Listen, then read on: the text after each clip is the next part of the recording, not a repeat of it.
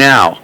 What I usually do is start them all the time, even in the winter time, because the gas gets stuck in the carburetor. You can't really get rid of the gas in a jet ski carburetor. And that's what I was testing this year, was to use these gas shutoff valves.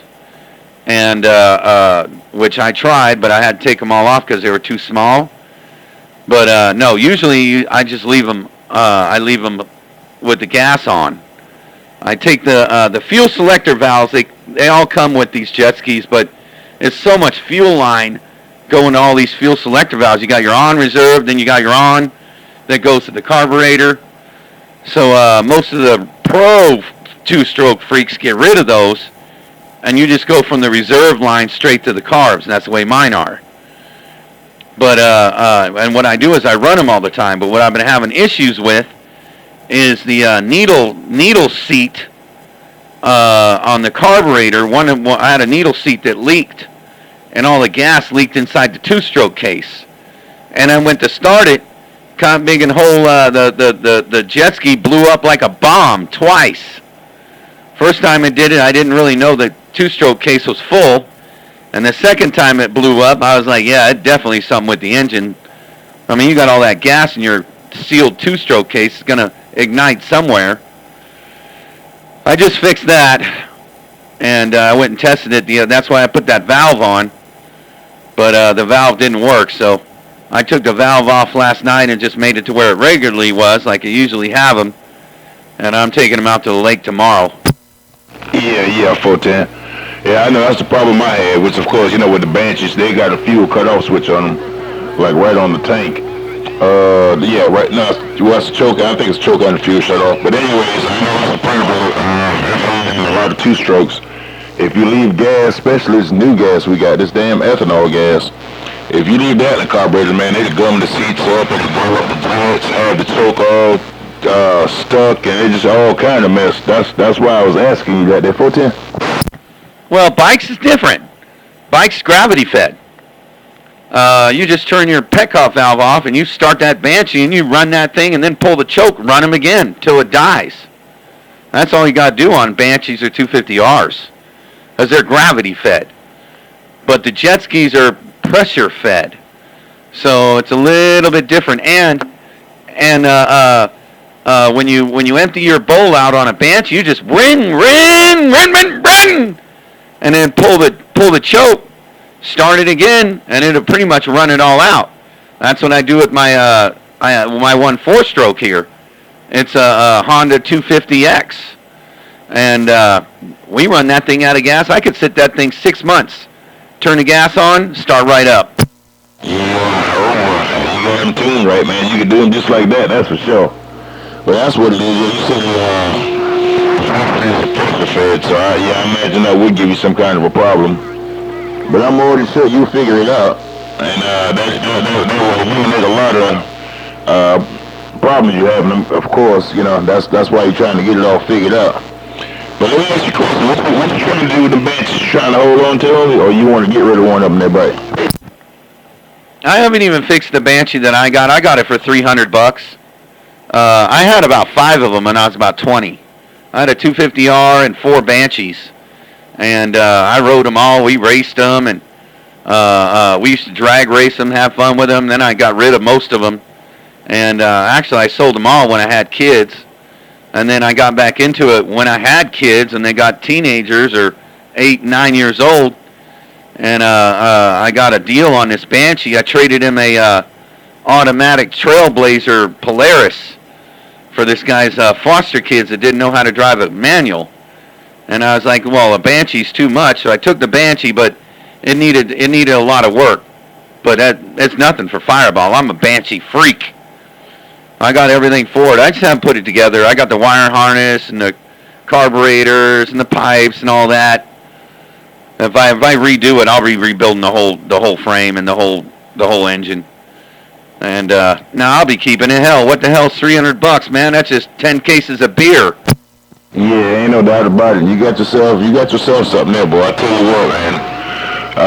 They still got a good bit of 2-strokes out there, just newer 2-strokes, man. But my thing with mess with that Banshee, What it was, the Banshee and the little baby brother to the Banshee. I forgot what the heck they called it.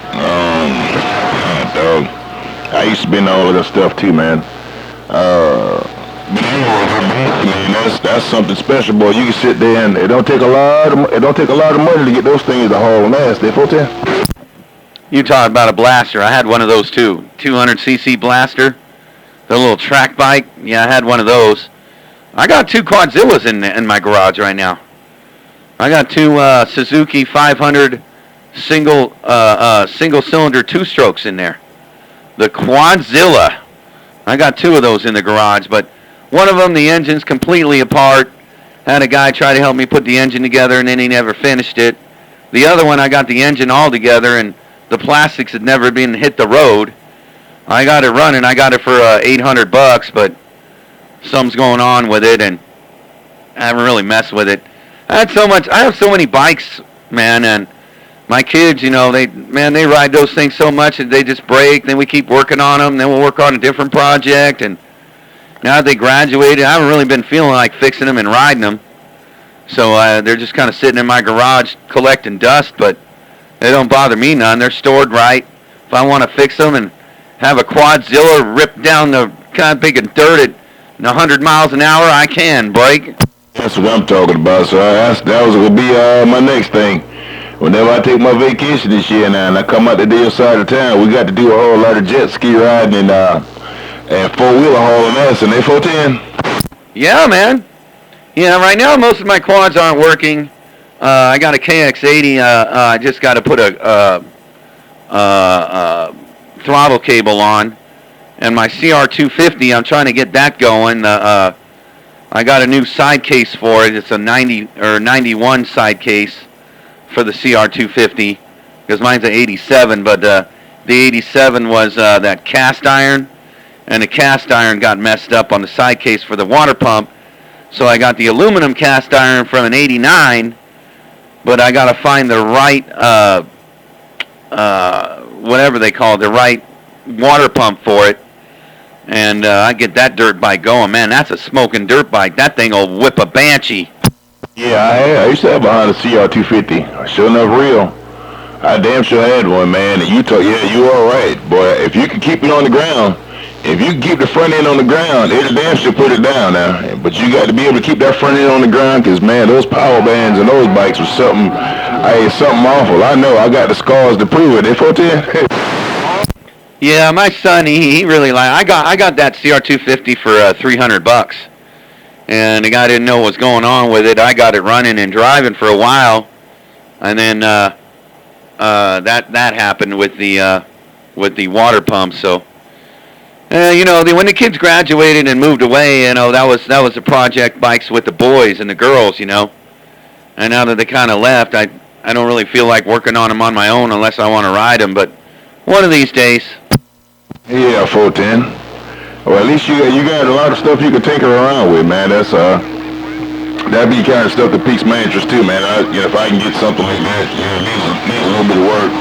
As long as the crankcase is not busted or messed up, man, I'll sit there and turn wrenches on them to get them right. It'd be a nice little weekend project, something you do for a couple hours on the weekend until you get it all straightened out. That 410. Yeah, if I can get this one engine together, this LT500 engine, I have everything in it. I just got to get somebody to help me put it together. I got all brand new everything. I've got the brand new piston, cylinders already been re-sleeved, every single bearing. I probably spent about, I don't know, at least $700 just on bearings and everything on there, but I just can't get the engine back together because I don't know how to put it together right and all that. I wasn't that good at that part, but it'll come together. I got all the parts sitting in crates. You know, one of these days I'll put it together and I'll rip that thing down the road again. Yeah, 410 on that. Well, you know, you can pretty much go online and get any daggone schematic or tear down, to put them all back together. Of course, I'm sure you know that, but it's still, I guess it's still somebody there with you, though. Especially that knows about them and know where all the dial pins and, just know how everything's supposed to go to, right? Yeah, well, my Banshee buddy, when we were younger, when we were in our 20s, he did Banshees and LT500, so if I want to bring that to him and a little bit of money, he'll help me put it all together. We'll get it back together the way it's supposed to be. Yeah, 410. Yeah, I think I'm gonna try to get back into bikes, four-wheelers and stuff like that. At least just a little something small, probably a little 90 or 50 or something like that. A little two-stroke. Get her, practice up around. Hey, Brian, boy, you getting on with it? Kind of miss it myself. I just like the smell. I like the smell of that two-stroke, and I like to hear that zing, zing. You know what I'm saying? Yeah, just get a blaster. They're like $1,200. They're really easy to fix. A lot easier than the Banshees, because the Banshees are two-cylinder, and the blasters are pretty fun to ride, man. And they're shorter, so you can lean around like it's a 250R. Yeah, Facebook Marketplace, I've seen a lot of like blasters and stuff like that. Yeah, you're right, that's the name of it, blasters. I've seen a lot of those blasters and some little Honda, so like a 90-something Honda, which was a two-stroke as well, small CC bike. Just want to get her something I can just put her on and get her familiarized with it, and then I'll probably buy me something a little bit bigger, maybe like something four-wheel drive. I used to have what you call it, damn, can't remember the name of that damn thing. It's a Yamaha, not Yamaha. Anyway, it was four-wheel drive. That thing was pretty, brute force. It was a damn brute force. I had one of those a while back, man. It's been about 10 years ago. I think it was pretty fun too, right? I got an Arctic Cat 500, and Arctic Cat's kind of like KTM, where, they have different engines and whatnot. This is a Suzuki 500 engine, four-stroke inside this four-wheel drive machine. And it's really cool, man. It's like a ranch bike, but it'll do anything. It'll go anywhere. I've taken it to Glamis before. I've gone through the sand dunes in it. That'll be my next one I fix. Something happened with the shift fork in it. I got to pull the engine and change the shift fork or something, because something's going on with the automatic, because it's an automatic bike, and I got to figure out why it's not driving. So that'll be my next project before I go into my two-strokes and all that. I'm going to get that one all fixed up, because that was one of my favorite bikes. Didn't go fast. It drove about 50 miles an hour, but it drove like a dream. It's independent front and rear, and it drives through the Salton Sea like a Cadillac. 12, whatever, 12, circle around, read your mail. Get over to where you at, man, because it's all wide open space. Hey, it's all wide open space, man. You can get out there, won't have to worry about running in ditches and all kind of, BS and, getting self hurt up. 12, we're blessed to you, the family. We have a blessed week coming up. 12, your friend on this end, once again, whatever, 12 steps. Give myself a really, really damn good time, that 410. Yeah, 10 Roger on that. Well, I'll try and get him going maybe next time he come out here. They're having I know he come out here for work sometime. They're having a big old breakout here, June 29th. Everyone's going to be there. All the Southern California people are going to be there. Kind of a smaller break. Not going to be like the Texas break or the Florida break, but there's some Northern California guys that are coming down to this break in June 29th. Over there around LBC, over there where Blue Star is there, 410. Yeah, I've been paying attention to that. I had the SoCal break. So yeah, maybe I'll be able to make that, if everything goes well, maybe I'll be able to make that now. And appreciate that way, ground friend, blessed to you, the Five family. We'll be having a blessed week at ground friend, your friend on this end. In and out, but I enjoyed myself the little short while I was there. I enjoyed myself. I sure wish I'd have had a little more time. I could have come down there and hang out with you, but I'll make sure this time, the next time I get over, I'll make sure I have enough time to come hang out with you for at least a few days there, 410. Oh yeah, I got an extra bedroom over here. Friends and family, that's what I have it for. It used to be, this whole house used to be full with kids, but man, like I said a while back, when they graduated high school and they got their diplomas, they was gone. I wasn't doing it no more. That single dad stuff was done for me, so I built that thing in an extra bedroom, and they can come visit. And my daughter, she's going to be here in May. She's going to come visit for a while. And, but yeah, man, you come out here somewhere around that time, man, I'll take you to the lake. Or right around the lake. It's about 30 minutes away from here. And I ride my jet skis around, play around with them, make sure they run and drive. And the Colorado River is not too far from here where I live. It's about an hour and 20 minutes away from here. I got some friends that have houses right on the river.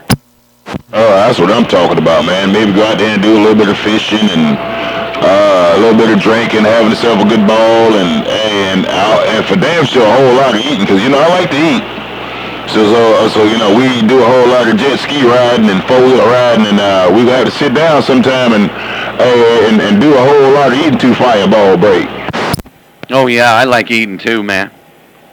Yeah, I make my own hamburger patties, man. I make my own good hamburger patties, and I got some good steaks that I make that I pick up from the stores. When they mark them down, they try to get rid of them, man. I'll pick those things up, food seal them, and freeze them. Man, I'll cook a steak out there on the river. Well, that's what I'm talking about. You know, everything tastes better by the river. I don't know what it is about outdoor cooking. I don't know what it is about outdoor cooking, but everything tastes better by a body of water, whether it's salt water or fresh water. They're 410. Yeah, they got a lot of. I'm not much of a fisherman, but they do got a lot of fish at the river. My buddy, he goes fishing out there, and he gets the bluegill. They got bluegill out there and bass. Catches them all the time. Then they they cut them things up right there and fillet them and cook them right on the grill. Yeah, that's my type of party. Of course, you know I'm a fisherman. I'm a fisherman and a damn hunter, and that's what I like to do now. I like to fish and hunt. And then you say you got bluegill and bass? Oh yeah. See, I make sure. Well, I won't bring a rod and reel, but I'll make sure I buy one just as soon as I get off the plane. Oh, I can borrow one from my shoot. I probably got people around here that got fishing rods, fishing stuff. My brother, he's a fisherman. He probably got one. I'm not a fishing guy, so I don't have anything fishing at all. I don't do any of that stuff. I never catch them, so there's ways to catch them, though. You just got to be patient. I don't have the patience. I want to rip down a jet ski, drive 70 miles an hour down the river. Hey, you like to have fun. But yeah, fishing is relaxing, man. It's good for the soul, too. And then you go down and get you a nice old little six-pack or something like that, or case or whatever, and hey, just sit by the water and listen to nature, and hey, you know, it really don't even matter if you catch fish or not, but it's just sitting down and just relaxing and listening at the wind through the trees, and you know what I'm saying, just that fresh smell of nature. That's what I like. They 410. Oh, I see what you mean. Yeah, that makes sense. That's my buddy likes doing that.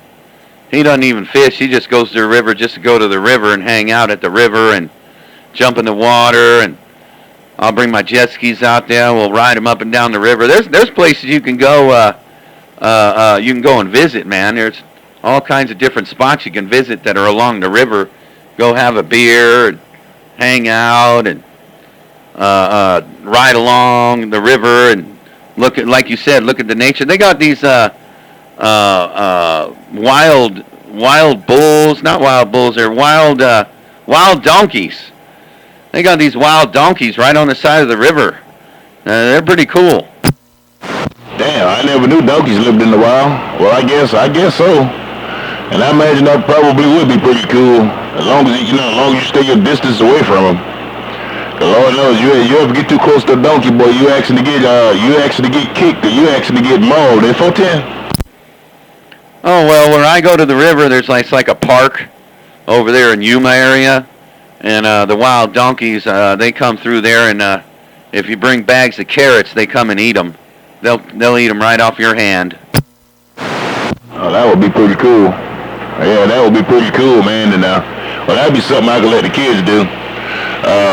While we out there having some fun, and let the YL let them chill out and feed the donkeys while we out there having a good time. They break. Hey, 10 Roger on that. How old are your kids? My oldest is 5, but she'll be 6 this weekend. She'll be 6 Friday, and my youngest is 1. They're 410. All right, so you need to get yourself either if they're short, and I don't think they are, don't get a little tiny little bike. If you know your 5-year-old's going to be big, that means that when he's 8, you won't fit a 50. I already had that issue with mine. Man, my kid, I got a 50 and it lasted about 5 months. We couldn't even fit it no more. Like, couldn't even ride it. It was just too big.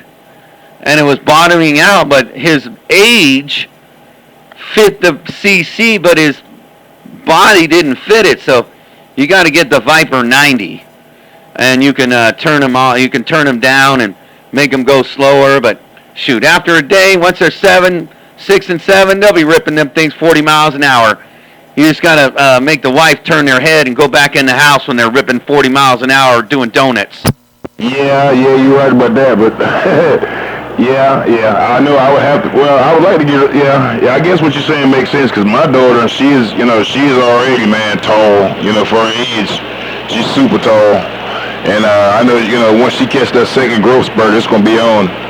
So yeah, I may have to look into something like that. A little bit bigger bike. If I need to get something that I can fit on, and then that way, and then kind of show her how to ride it like that. That way, whenever she grow into it, I won't have to worry about going and spending that money again for a while. Like you said, 410. Get a blaster. Get a blaster. Just get a Yamaha blaster. Now they're a little scary once you start teaching them how to ride them, but they'll figure it out. I mean, man, these kids got to be hardcore. Don't listen to the moms. Oh, no, don't do that. Oh, hell no. Let them fall and eat shit. Oh, yeah. Well, my daughter, she already tough as hell, so if she fall off, she'll be ready to do it again. In fact, she'll look up at you and want to know, she'll look back at me and be like, hey, Dad, I didn't mess up anything, or, but, yeah, I wouldn't care. They got to, these kids nowadays, you got to build them tough now, because Lord knows, some of these kids out here nowadays, I don't even know what to say about them. They're 410. When you teach these kids how to drive a manual, they'll be able to jump right into a car and be able to drive anything. I don't know what it is with bikes, but my kids, all of them, they all rode bikes, and when they got in a car, it was like they were already a natural. Yeah, because, the only thing I think about was that is the engine to let you know when to shift, and, that plays hands forward whenever you get into something manual. You listen at the RPMs, listen at the power range of the engine, and you know when to shift. Versus getting an automatic shift whenever you're ready to shift it right. Yeah, I got my daughter, she had a Polaris automatic. But before I had her drive that, I made her drive the Blaster. And I made her drive the KX80. I made her learn how to drive a manual before she ever drove the automatic, because she was just kind of lazy on that end. And I was like, no, you're going to be driving these first. I had a Suzuki 230 that I got for, I think I got that for $250. Fixed that up, and they drove that around.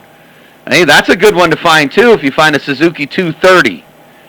That's a good little kid's bike right there. And you'll fit it, too. I fit it. My son fit it. He was 6 foot tall, and that's a 4-stroke. But they rip. They're pretty fun to ride. They're almost just like a Blaster, but 4-stroke. So if you find a Suzuki 230, you might like that one, too. I'm running that down, too. So that way, whenever I get in the marketplace, I'll be able to look, check, and see all, to see what's available. Like I said, I want to give her something, where she can have fun. And I like to jump on and have fun too. Even though I may be a little bit too big for it, but I like to kick it around in the field. Oh, the Blaster, you can ride a Blaster or a 230 all day. Almost the same style frame. So, I mean, I'm 6'3" and I could drive a Blaster. So, and it's a littler bike, but it's perfect. I mean, and an 8-year-old, 10-year-old, even 16-year-old, you can still drive them. My son, he just rode them hard, man. My son, he rides like me. He rides them like he stole them. Yeah, that's the problem. That's the problem I be having with them too, man. I get on them, man. Hey, I'm 47. I'll be 48 shortly, and I still feel young as hell. And Fireball, I get out there and be kicking that thing around, doing donuts and damn wheelies and, hey, riding them sideways, man. Hey, hey, I don't know, I might be kind of scared to get one because I know if my daughter see me doing it, she will get out there and try to do the same thing that I'm doing. That 410. Well, that's how you teach them. That's kind of why my son was drive it like you stole it, because when he saw me riding it, he wanted to do it, and that's how he does it. That's how he rides them. So I never really got mad about it because, I mean, he learned from the best. Now, my 14-year-old, he's been riding since he was about 2 years old.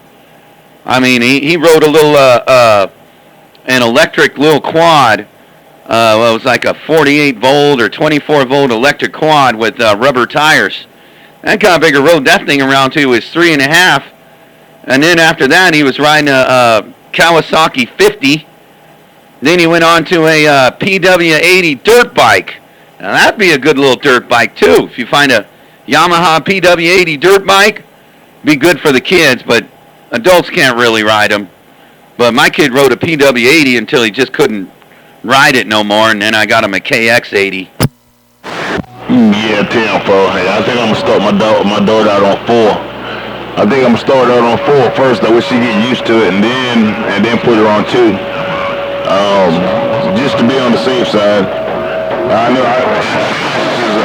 2 wheels are safer than 4, and but you got to know how to ride a damn 2-wheel before you can get, you got to know how to ride something a damn 2-wheel. So I think I'm just starting on something small to get her used to it. First, some kids they like to see somebody else riding it, but whenever it come time for them to get on and ride them, they get scared of them. They 410. That's true. Do it at the same time. My son liked motorcycles better than the quads. He was a quad guy. This one right here, the 14-year-old, he just started liking dirt bikes. And we found this PW80 for like $200, and he liked it. And he started riding that thing, and he was the one who got his older brother into dirt bikes and out of quads. So that's when I got the CR250 and the KX80, and I had a CR85, a rip freaking 70 miles an hour down the road. And he got into the dirt bikes. It's just the dirt bikes ride a little differently. And I was never into dirt bikes. I'm not a dirt bike guy, and still not today. I'm a Banshee guy. I'm a quad guy. But some kids are better on dirt bikes than they are on quads. My son seems to do the dirt bikes better than a quad. Yeah. On a dirt bike, you kind of feel like you're more in control. And then you ain't got as much to look out for on the dirt bike as you do on a quad. Because a quad, man, you got to look out for uneven terrain and, big holes on one side or other side. Which, I mean, you do the same on a dirt bike, but it's more like on a dirt bike, man, you can, dip and dodge and wheel it across, big holes and stuff like that, So that's probably around.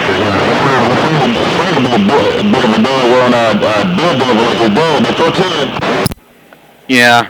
Well, you can start them off, now if you get if you get a PW80 right now, you'll be good. Right now, if you get a 50 and a PW80, you'll have that for your 1-year-old right now. And then you get a blaster, and you only need those 3 for like the next 7 years. Yeah. Well, I'm gonna get it when I'm gonna get to looking for them, and then I'll get off. I'll include the wife and let her see what she think. I know what that conversation is gonna be like. If she get hurt, damn it, it's all on you. I know how that's gonna go, but I talk it over with the wife to see which way she thinks best, and because my wife, she likes to ride me too. I know she'd ride the hell out of a damn quad at 410. Well, the blaster would be perfect then, because then you all could ride the blaster, even the 6 and 7-year-old. She'll be able to do that too, and you'll be shitting your pants though. I mean, when my son, I think he got on his KX80 when he just didn't fit the PW80. I saw him riding it one time, and he was bottoming out and everything. He was a little big for it, but he still rode it pretty good. I was like, all right, that's your last ride on that one. I got him on the KX80. He was about 10. And when he rode that thing, man, man, oh man, when you watch a 10-year-old ride 60 miles an hour, boy, your stomach drops. Oh yeah, I can imagine so. I can imagine so. I just know how my parents used to look at me whenever I was riding, whenever I was young, because I used to be a daggone daredevil boy. But I used to like a whole lot of like those little mini bikes with a little 5-horse Briggs and Strattons on them. Change the muffler out, take the muffler off of it and put a damn straight pipe on it and go in there and do some carburetor work.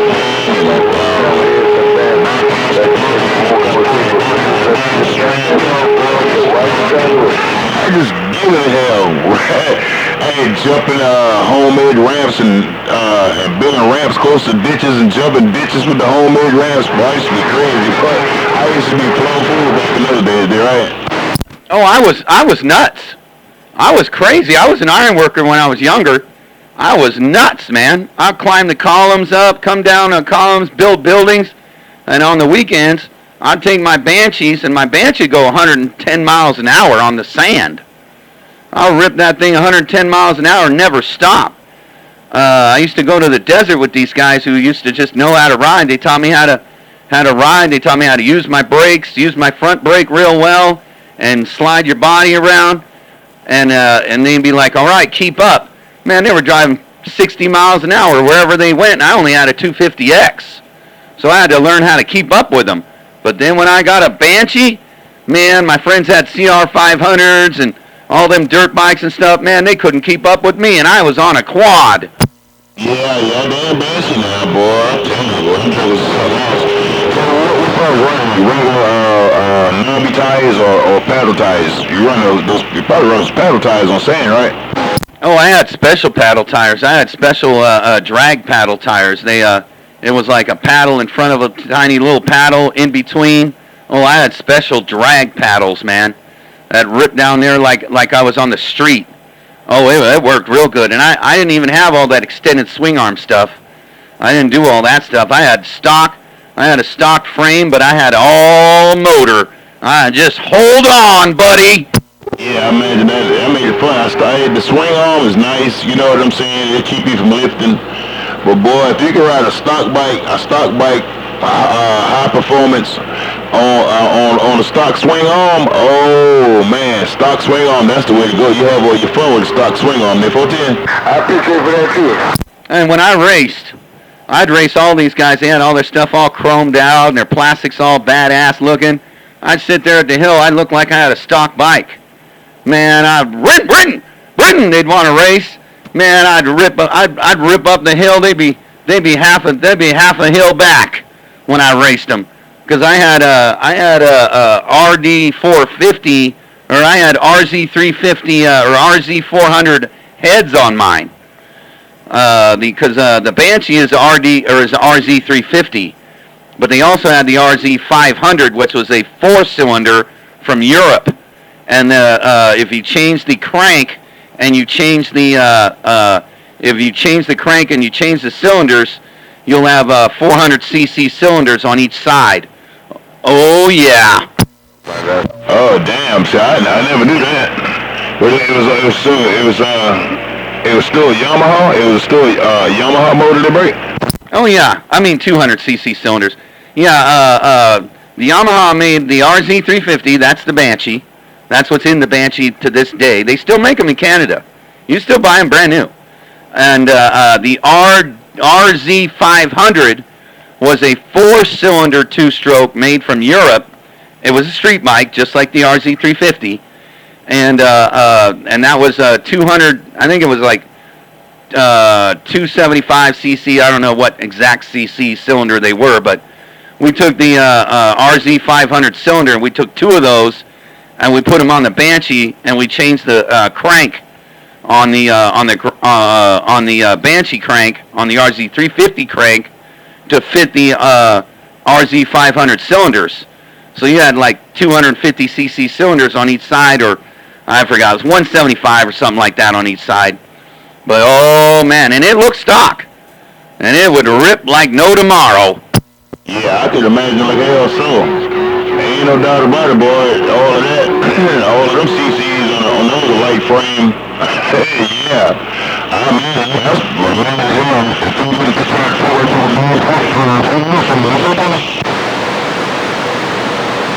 Yeah, I love that bike. It was a good bike, but when I started having kids and it broke down, I had nitrous on it. They hit that thing and then you hit the nitrous and like, and the crank blew out the case and I was too busy getting the 1-year-olds going, so I just never repaired it. I just gave it to my Banshee freak buddy, and he kept it, and he redid it and kept it going. So, yeah, I got out of the Banshee thing, but then, like I said, years later, I picked up another one for $300, and if I ever want to put it together, I'll be able to ride it. Yeah, I tell you, that's awesome, man. I've already doing it before. Taking, I forgot what style frames they were using, but they were taking not jet ski engines, snowmobile engines, and putting them on quads, and also putting them on motorcycles too. Yeah, 410. Oh yeah, I met a couple people that had the. I had a couple people that had the snowmobile engines in those. Yeah, those are pretty good too, man. They had 4-cylinder snowmobile motors in their damn Banshees.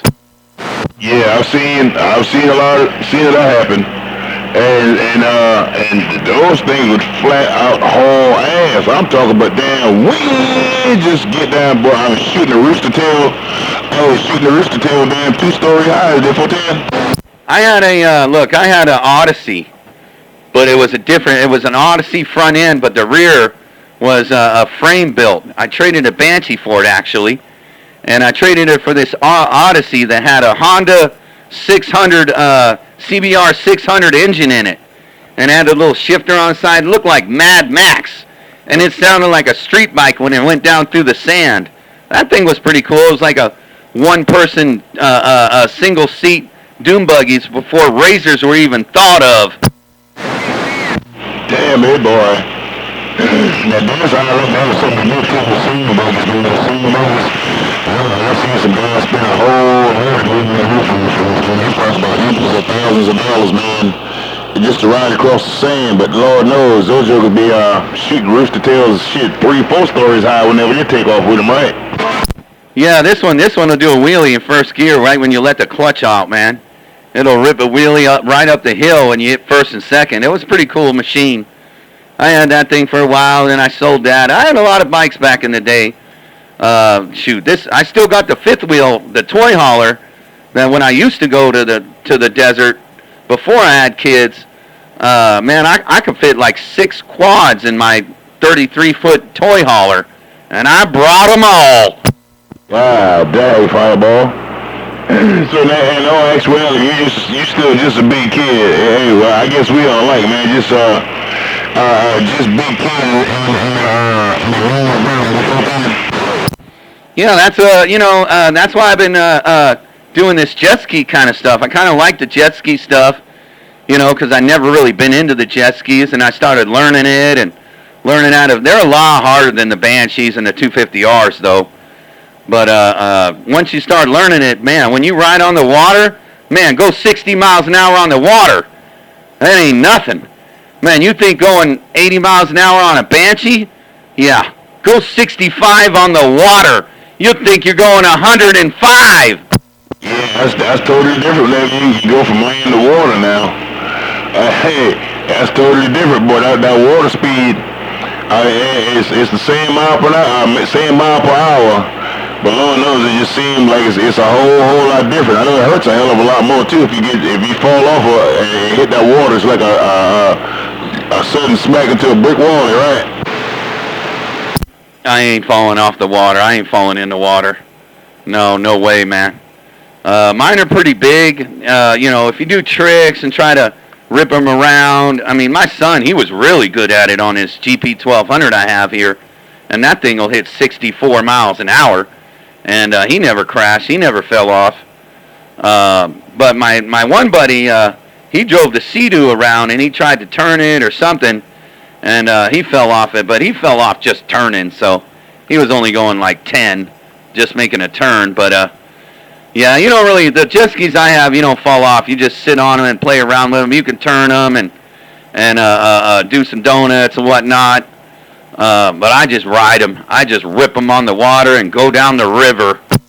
Yeah, that would be like me too. I beeline it. I beeline the hell out of it, straight as hell, fast as I can go, and take my time turning it around. And every now and again, I make it, kind of crazy with it, like you said, cutting a couple of donuts, hitting your own wakes, jumping it a little bit. But other than that, I want to see how fast I can. I want to see how fast I can go. Beeline it, 410.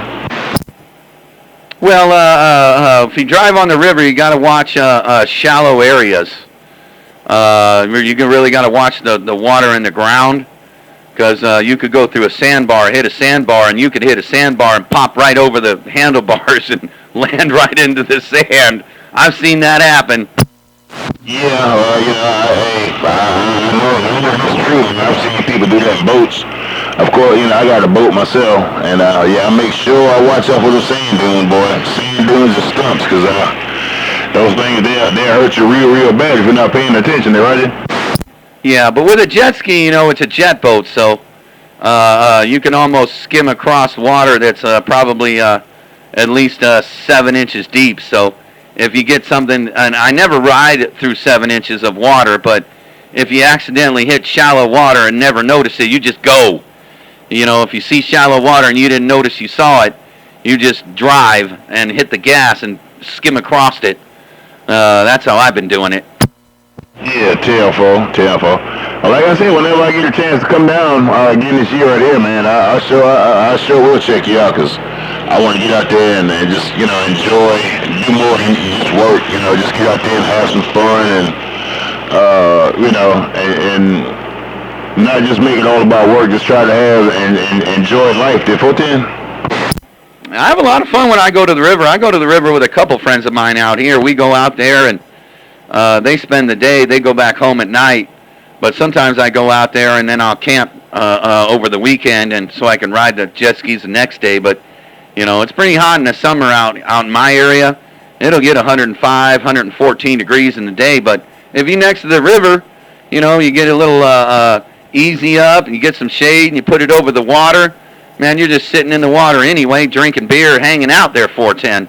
Yeah, that's what I'm talking about. Just have a nice soak and a nice soak and a drink, man. Just be sitting there chewing the fat, just having a good time. That's what I like, man. Just what we call chillaxing. At 410. I ain't 10 Roger on that.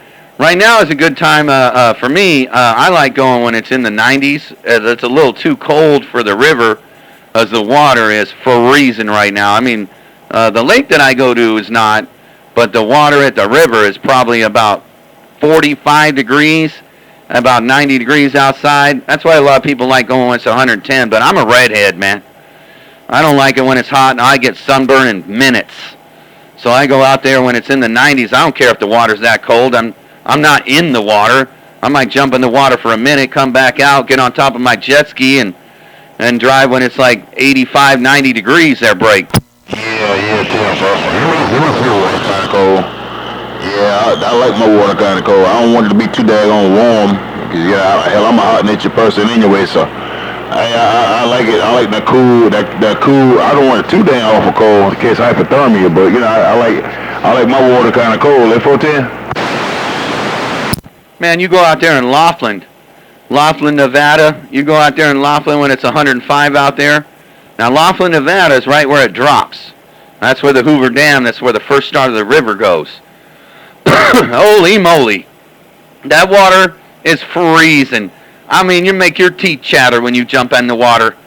I was out there, I think it was about 108 degrees out there one time, and I got in the water, but I'm wearing like pants and long sleeve shirts. I'm wearing swim pants that are pants. They're just light cloth, and a riding shirt, like a quad riding shirt, but a long sleeve. Man, I'll jump in the water. I'll get out of that water. Man, my teeth will be chattering. That water in Laughlin's so cold. Yeah, it's probably deep as hell too. That's probably why it's so damn cold, because it's real damn deep right there. 410. No, Laughlin's not that deep. It's just regular river. Actually, you sometimes because they turn the river on and they turn the river off, even at Lake Mead or at the Hoover Dam. So when they turn the river on, yeah, it'll get deep. but they flow the water a certain way in certain times of the month. Like around July, they flow more water for all the farms and whatnot, and that's why the water's higher at the river. But in the winter, you can walk in the wintertime. You can walk across the river. Ah, damn, that's what it is.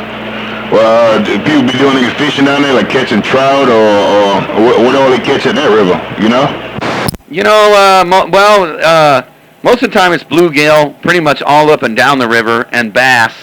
Bass more in southern Cal, down here around Yuma, Palo Verde, where I go, and a lot of catfish out in my area. But I think in Laughlin's a lot of trout.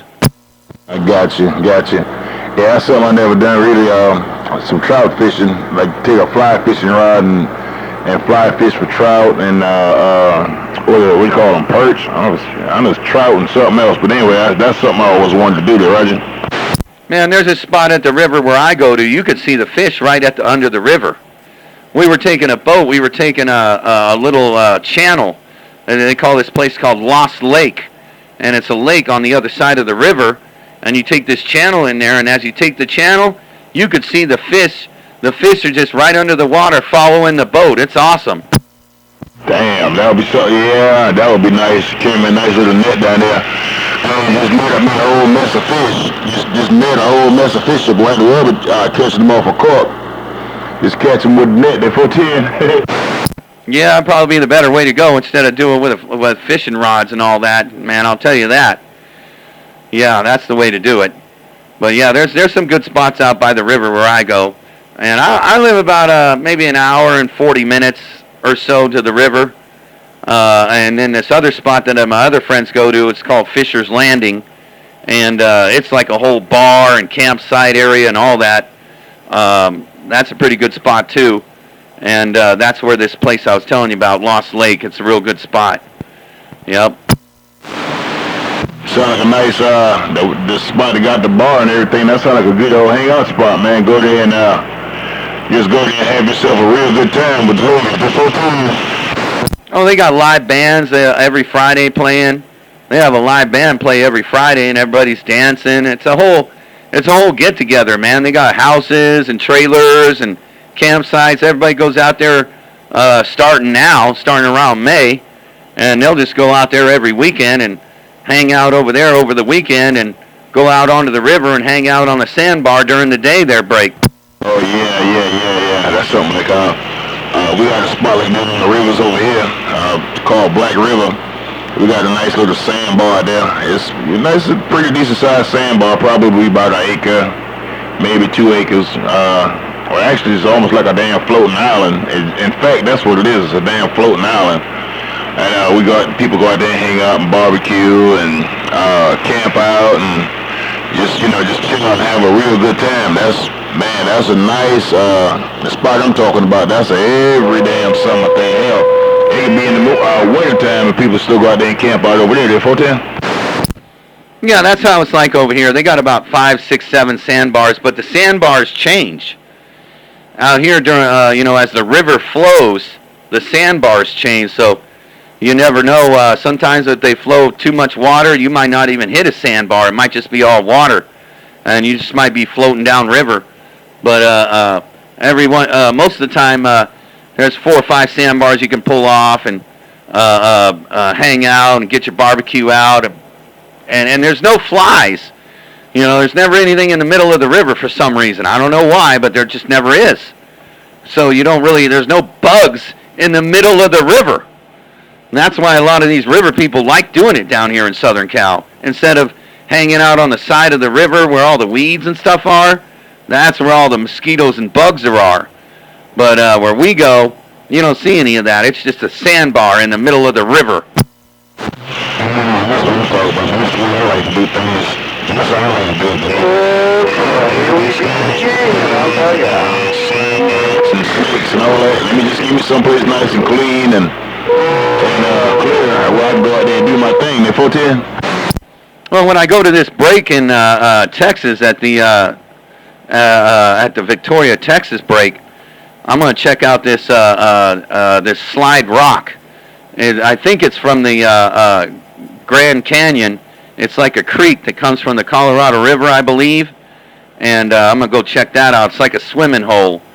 I've never seen it, but I've seen pictures of it. I'm going to go check it out before I head to the on the way to Victoria, Texas there, 410. Yeah, 410. Hopefully I'll be able to get over to Victoria. The way my work schedule is now, they got me on like a shutdown job. It's supposed to be 8 months long. It's supposed to be at this one site. So I'm hoping I can get somebody for, whenever I'm ready to go on vacation, hopefully, and I know they will. They'll have somebody going for like a week or 2 weeks, where I can go on vacation. And because since me and my wife got married, I haven't had a chance to take her out on a real nice honeymoon. It's just been, with the job and the kids, it's just, you want to be able to do a lot of things, but just damn can't do it because of, you know how things go. So I need to take her out someplace and just let her, so we both can enjoy ourselves. Did 410? Oh, yeah, 10 Roger on that. I know. Well, I ain't never had a honeymoon. I never been married. Forget that shit.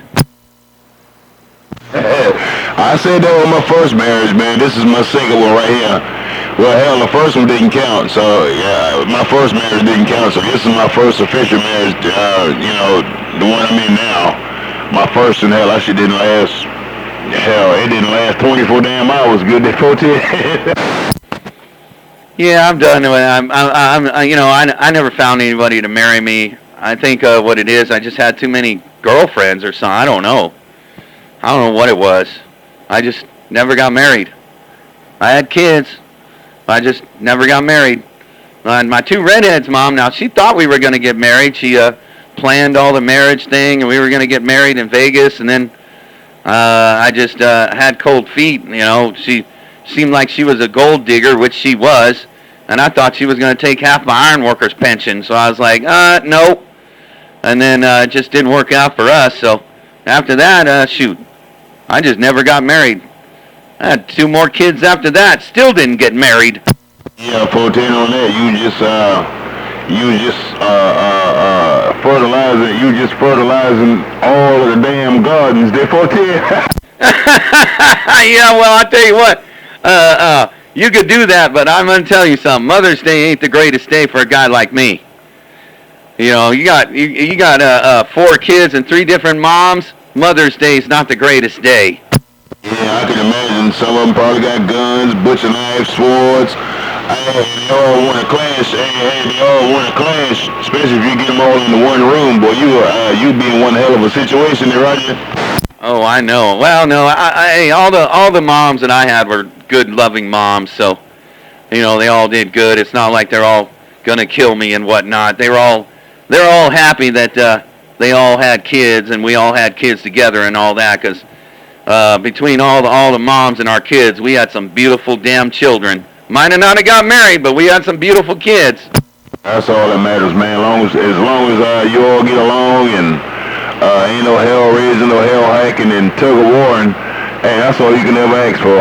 Just a good old peaceful life and to be able to be into your kids' life, because you get some of the women out there, man. You have kids with them, and the minute they find out you're not gonna marry them or they're not gonna be with you, then now they're gonna use the kid as a damn pawn or use them as a weapon against you. They're 410.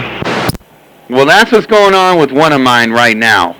Now, it never happened like that, but I had a child for a lesbian couple years and years ago. And what happened was I wasn't supposed to know her at all. It was a friend of mine, and she wanted to have a baby with a tall white redhead, and we did. And she said, well, I'm never really going to really know you, but I'll send you pictures, blah, blah, blah, whatever. 3 years later, she calls him back needing help because her girlfriend put her out on the street. And she was going to drop our daughter off at my house. And I was like, oh, no, I'm busy with what I'm doing. I did that for you guys. Well, anyway, we were parents, She was a single mom, and I helped her out however I could. But just lately, about 2 years ago, she had real issues with living with her grandma, blah, blah, blah, whatever. My daughter moved here at my house. And then her mom moved here, which was fine. Well, what happened was the mom met a new girl. We were real good parents together the whole time. till she met this new lady. Then after that, I never seen our daughter again, and we never did that as parents. Something happened with that damn lady. Oh, that's messed up. So basically, she was just using you to get up on her feet, and then once she got up on her feet, then she just disappeared like damn smoke into the wind, right? Yep. What I should have done is did what my girlfriend told me to do. Take my daughter home because I'd already enrolled her school. And then she said she was going to stay here for a little while and get up on her feet. She was going to move to her girlfriend's in Northern Cal. And she already said, hey, if our daughter wants to stay with you, she can. And she come visit, blah, blah, blah. And I was like, okay. And well, my girlfriend told me, she goes, yeah, don't let her move in. Just keep your daughter. Well, that's what I should have done because then it would have been hard for her to take her wherever she was taken because I had her established here. But since she was living here, she got to take her with her. Yeah, so she was smart. And I'll be honest with you, she most 9 times out of 10, if you just tell her, no, my daughter can come, but you can't, then hell, she wouldn't have never come anyways. Because she already had all that planned out to start with. She knew what she was doing. Like I said, she was just using you until she can get herself established or find her another lover. And then once she done that, then she just would disappear like a magic trick, right? That's exactly what happened. And then we had some paperwork together, me and her. I've always helped our daughter. And when she moved to Northern Cal, I get this more paperwork where I'm going to still give her money, right? Help her with our daughter or whatnot. But I wanted to change this agreement so I can have visitation for our daughter. Oh, well, I told him too. I told the company, I was like, yeah, we're going to be changing our agreement so I can visit our daughter, and whatnot. So I want a court date. Oh, well, after that, never heard from her again. Never got no paperwork about any of that. You're not going to get your cake and eat it, too. Oh, that's screwed up. Well, that's screwed up. I know it's probably heart-wrenching. But then again, if you look back at the situation, you knew what you was getting yourself into the whole time. You were just trying to basically help somebody out with a kid. But, and you done that. But you knew what was going on, so, it wouldn't, I guess, you probably wasn't expecting it to be like that, but then again, you kind of knew what was going on there, 14? Yeah, it wasn't really a big deal, she would come visit, I'd take her out to the river, and we'd go to the desert with her brothers and sisters and whatnot, that was all fine. It was hit and miss a lot, but we all lived in the same area, so, when she wanted to come visit, she could. But this one new lady, that's when she was like hashtag mom, They just took her and they never got a hold of me again. What I think when my daughter gets older, she's going to get old enough to know what was really going on when she's an adult. She'll probably call me. Yeah, most likely. You can try to hold kids away from the parents. And once they realize what really went down, how things, happened, they'll probably go back there. She probably asked some questions, so you might as well be prepared for that. But she'll find her way back to her daddy. They put in. And even if she don't, we made this daughter for her. It wasn't like for me at all. Although the daughter looks exactly like me. She looks, she's a beautiful daughter. Her facial whatever look like me, and she has ADHD just like me. So her everything, she's crazy like me. Very, very hyper and very, very hard to deal with. It literally took 3 people to help her break. Damn, I got you. Well, she a spitting image, so hell, she yours. So, but like I said, you'll see.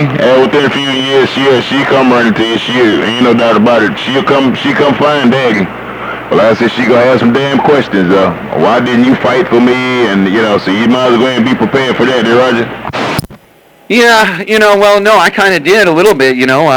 I told her I was gonna have a court date and whatnot, and then she didn't want to really have anything to do with it. Yeah, I probably should have done that a little bit more, but I know that the parent is a very good parent. She's not a crappy mom. Now, if she was a crappy mom, I probably would have done that, but I know that this mom's a really good mom and takes care of our daughter really well, because I watched her do it the whole time when the one girlfriend left her. So I know she's getting taken care of, so that's not really bothering me too much. Yeah, for right. Well, that's good. That's a good thing then. Yeah, at least she's in a good parent. She got a strong foundation, so you know you don't have no worries there. But you know, so that's you know that's the most important thing. As long as she's not being mistreated, and you know what I mean. That you know that takes away a lot of stress. There, 410. Yeah, 10 Roger on that. Yeah, if it was something else, you know, and she was in an abusive parent, I'd probably you know, do something different. But I knew she wasn't.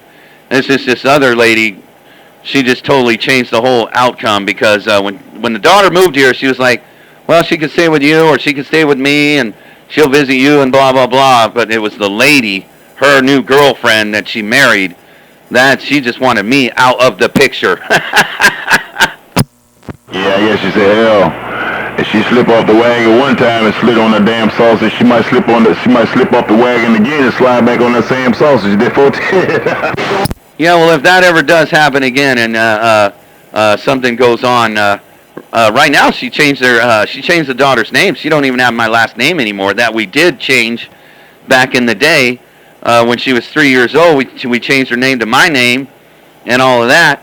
And then now when they got married up there in Northern Cal, they rechanged her last name to the last name of her girlfriend's last name. So I pretty much know what's going on. So it don't bother me none.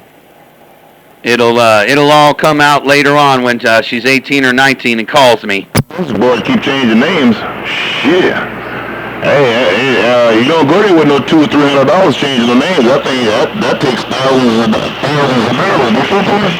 Oh, I know it does. Yep.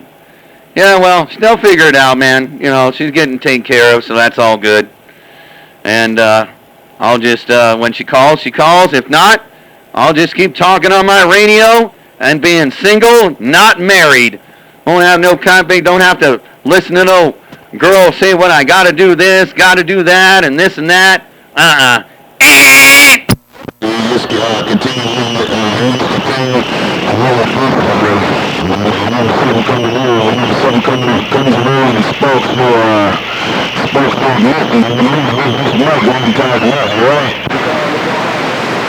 Yeah, I mean, I've been, you know, I got some lovers. I got some pretty good ones that I really wanted to be with, but you know, some of these girls just had issues, and I needed to either move past these issues and have them be with me, or move past those issues and still stay single. So those issues are still there, and I'm still playing on my radio for the last hour and 2 minutes. Yes, sir. And just enjoying life. Hey, just enjoying life. Well, yeah, we damn sure had to tie down for a good little while, though. Damn, I didn't realize it was that long, but I tell you what, that's some really, really good conditions. We got some pretty good conditions for Fireball that break. Man, I have really good conditions down here. I was talking to Whiskey 3 last night. I think I talked to him. His wife fell on the back of her chair. She's been having some issues there with her heart, and she just got that fixed on Friday. And I talked to him for about 30 minutes last night, and we were just like we were on the telephone like we've been doing for the last hour. Yeah, 410. Well, damn, next time you talk with him, if I don't talk to him before, man, you know, like to wish them well, because, man, I tell you what, boy, whenever the queen go down, the whole house go down. But I sure hope, I hope they all getting well. I hope she's getting better. That 410? Oh, yeah, she's going to get better. She fell on her back and hit her vertebrae and cracked them. And I think they're actually going to the doctor tomorrow to go get that figured out and make sure that the cracks are going to get better. But other than that, she got a pacemaker on her heart and got all that fixed. And they said if she didn't fall back behind the chair, she'd be weed eating in the yard in about 2 weeks. But she got to get these vertebrae that she cracked falling in the back of her chair. Yeah, terrible. That's some devastating news there, boy. That's, you know, damn, sorry to hear that. Sure, I know I got his phone number. I'll probably hit him up later on and check on, make sure everything, I don't think there's anything I can do for him. That's like I said, whenever the queen go down, you know the queen go down, boy, everybody go down there. 410?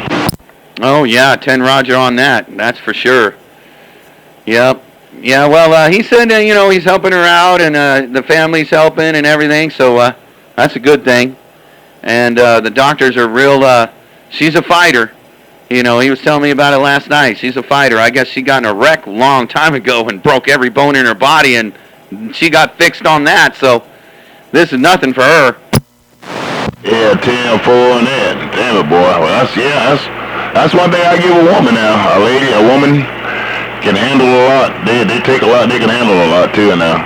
They just don't give up. There ain't no doubt about that. But that's a good thing for the family helping and which I mean they should anyways. But as long as the family helping and everything is good, that's awesome because that's something you find. It's very rarely you find anymore. Yeah, it's like everybody family-wise, man, just want to pull against one another instead of coming together and helping one another. They 410. I ain't 10 Roger on that. That's true, man. Yeah, well, you got to help family. I've always been a family man, no matter what. Even girlfriends and their family and whatnot. I'm always helping all family. I'm out to always helping everybody. That's the way my dad was. He always liked helping everybody. That's why, I meet these new people. All these new people I've met around here fixing jet skis. I met really good people just helping them fix jet skis. We helped each other. That's how I met this one guy that has a house out at the river. I worked on his jet skis. He invited me to his house, and me and the kid, we went out and went on their boats and hung out in the sandbar. You meet good friends like that. Yeah, that's what it is. I mean, there's still some good people left in the world. Ain't no doubt about that. There's a bunch of people still left in the world, but you won't know it until you start interacting with them. Because most people nowadays is looking at stuff the same way we're looking at it, knowing that it's really ain't no good people left, and you really don't know who to trust or who you can trust, man. And you know what I'm saying? It's just it's a whole bunch of backstabbing going on, and people trying to cut other people's throats. You know what I'm saying? So it's kind of hard to take a chance on anybody in these days and times of the way this world messed up. The 410. Fireballs off the mall. Little rascal, right around JFK, little rascal. Yeah, 10 Roger on that. It's true, man. Yeah, I mean, this society now is just cutthroat, man. This society now is just total cutthroat. Everybody out for themselves. I'm not like that, man. I'm still very, very, whatever they call it, trusting. I'm still like back when we were in the 80s, I still think everybody should still be like that. Yeah, that's the way I'm the same way, Bible. I am, people. And I like people putting trust in me as well, and try to honor that too. But it's just some people, I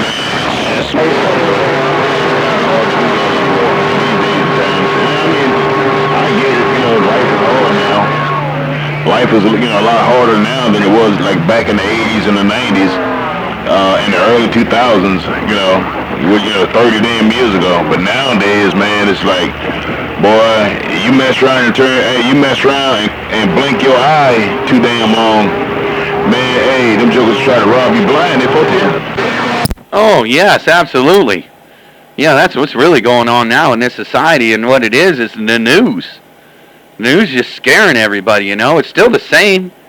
It's just, when you go to the store, you're not spending $140. You're over there spending $350 to get the same stuff, which is the worst thing. Oh, how much I know. Man, my wife, go to the grocery store and buy groceries, man. It's like, man, you got $300, $400, $500 worth of damn groceries, man, and you can damn it tote it all. You can damn it tote everything, all the bags in two hands. You know what I'm saying? You might have to go back and grab a couple of extra bags. What's left in the back of the car. It's just, man, it's this economy is screwed up, boys. Everything is so damn expensive there, aren't you? Yeah, I don't think it's ever going to change now. I hope it does, but man, yeah, going to the store, I mean, that stuff, you go to the store, you spend $350, and you ain't even getting nothing. That's why I just take the time and go to all the stores, and if they got markdowns of their meat and whatnot, man, just before, it's still good. It's just nobody bought them during that time from Sunday to Wednesday or Friday to Tuesday or whatever, and then they're getting rid of them on Wednesday. I'll pick those things up, man. I'll freeze those things, and I'll food seal them, and I'll save them. I save a lot of money on kind of big and markdowns, man. But you got to do a lot of shopping. It takes a lot to go shopping. You got to do it on certain days when everybody's at work. Me, I don't really got to work, so I can do my shopping and save all kinds of money there, break. Yeah, 14 on that. Yeah, damn, old conditions starting to switch. Hey, Mr. California, you Keystone boss. Hello, Mr. California, Keystone, get down, boss. Mr. California, Keystone boss, Yeah, I'm like you too, man. I mean, I used to bitch and complain about my wife, you know, buying, You sound so kind of good like you always do. I don't know good things. I'm like, hell, if you find a damn Mr. California, your boy, Keystone boss, a 14. Oh, I know. I mean, sometimes I can't believe it. You know, I go to the store and I just buy just a couple little different things, and it's like, what? $140? You ain't even getting nothing for $140 anymore, man. It's awful. That's why you got to really watch what you're, buying and whatnot, and try to go with what you need, But yeah, these conditions, they are changing, man. Shoot, we've been talking for an hour and 11 minutes, man. Hey, Smoke. We've been talking for an hour and 11 minutes, and these kind of big boys on the west side been jumping up and down like kangaroos on a pogo stick. So we'll probably have to catch come later, because I heard my friend Keystone Boss, he over there trying to talk to some kind of muddy-mouthed Rudy Poo named Mr. California. And he's been jumping up and down for an hour. I can hear his back scatter. Hey, Smoke in the Carolinas. I got to get out of here anyway, man. I'm going to go get me some water and grab me something to eat on that end. But it's good talking to you, Smoke. Man, we talk about everything today. You want to talk about a conversation on the Super Bowl? This is one of them. I'm gone. You can do it by. Yeah, really, that's what's so real, man. I enjoy myself too, man. Ain't no doubt about it. So I guess we talked all of the conditions just about out. But yeah, man, I heard you go get you some water. Go back to the way. You know what you came to do. Hey, Mr. California, you want to talk to me? And you came to do what you had to do. Bubba, down with you later. Hey, Mr. California. I was running it live too. So I'll tag you to this gate. Ain't no doubt about it. But nevertheless, I'll talk to you come later. A fireball, a center of attention. While you're making all of them boys jump on polo sticks. Yo, Smoke in the Carolinas. California. All right, there, Smoke. Well, we'll catch you come later, man. Yeah, these guys are, they're going now in between keys, trying to get this and getting that. Maybe they all found out they were getting conditions or something there, Smoke. I don't know. Or maybe they've just been jumping up and down for the last hour and 15 minutes. And they finally got their one-hit wonder 5 minutes of fame. Hey, Smoke. Now they maybe been jumping up and down for an hour and 13 minutes, and they're finally getting their 5 minutes of talk time. Hey, Smoke in the Carolinas, take care. I'm running up out of here. Fireball's back out. Talking in between keys the whole time. Who knows?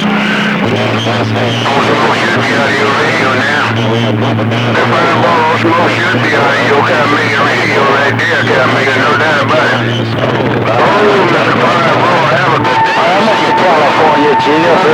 Call a good man in the KLA.